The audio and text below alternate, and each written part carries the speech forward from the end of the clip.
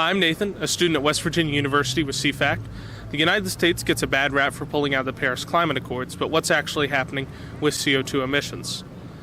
The United States led the world in reducing CO2 emissions last year, and we're going to go out and talk to students and see what their reaction is. Let's see what they say. What is your knowledge about CO2 emissions?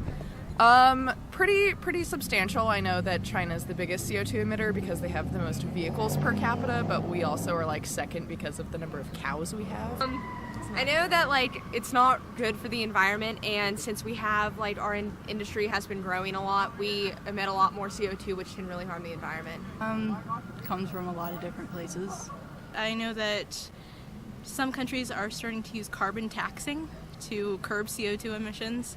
And if this country were to do it, it may be beneficial. What country do you think leads the world in CO2 emissions reduction? Reduction? Definitely not the U.S. or China. I would say a country in Europe, probably. Question. I do not know that answer. I'm going to say China, but I think it's wrong.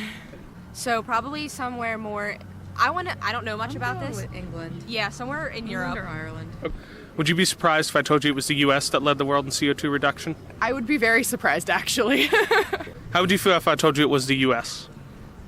I would not believe that. Somewhat, because of current administrations, but that's interesting. Oh, I would be surprised, yeah. I don't know if I would believe that.